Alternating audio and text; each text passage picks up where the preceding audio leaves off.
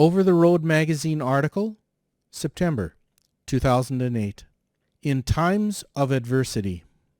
Ordinarily, I write about lease operator tax issues, but this year deserves at least one column about industry survival. Our firm supplies lease owner-operator consulting in tax and operator-related issues. Talking to drivers and accountants coast to coast, I get a wide range of views and positions, especially during controversial times. I'd like to supply a word of encouragement.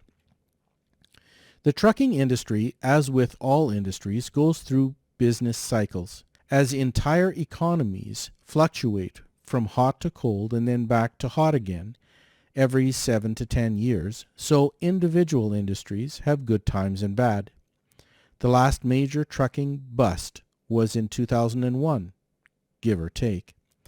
Some drivers may remember both the hiring frenzy boom in the 2005 as well as the fields of parked trucks in 2001. When we're in times of adversity, it's hard to imagine pulling through even if we consciously realize it's all within the normal cycle of business. Seasoned veterans almost instinctively know when to jump in the foxhole and wait out the blasting. Too many rookie operators start pointing fingers and jumping ship, sometimes just over a cup of coffee. In tough periods, the move from one trucking company to another oftentimes is out of the perceived frying pan and into the confirmed fire.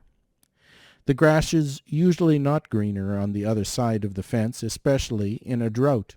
Stepping back and evaluating your prospects is the first and most critical of business decisions. In an economic downturn, virtually every company is affected in some way, so looks can be very deceiving. Owners and managers react to challenging situations based on their internal values and priorities. Crunch time exposes true ethics.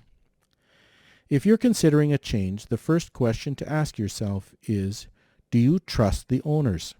Placed in a controversy and a squeeze, will the owners act justly and with integrity, or will they twist the words and situation to cut people out? These are hard questions to answer fairly because they reflect on your own personal values as well.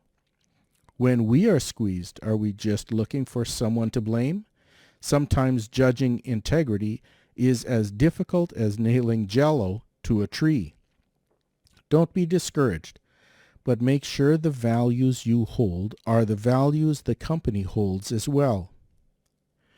We've heard it said, the best offense is a good defense. In a free market service economy, those who do the service get the economy. Now is not the time to be picky. 2 or 3 years ago, load refusal and personal restrictions may have been tolerated, but today companies may not be able to tolerate that luxury. Nobody is talking absorbing abuse, just making smarter choices in a time when good choices are few. Increasing service and performance may be the difference between survival and death. This may not be popular with some operators, but the seasoned veterans understand. Let's remember, we're still operating a business. It requires keeping strong customer relationships intact, and a lease owner-operator primary customer is the trucking company. It's a service industry that's being strangled. Surviving operators must demonstrate exceptional service. Trucking companies cannot survive with drivers or operators that don't produce service. Create your own demand by providing the service that keeps your customer alive. Some analysts are saying 10% of the trucking companies won't make it till next summer. The best way to keep from trying to collect from a receiver is contribute to the success of your customer. Keep your customer in the top 90%. This may seem like common sense, but like my professor used to say, common sense is not that common. Have a good trip.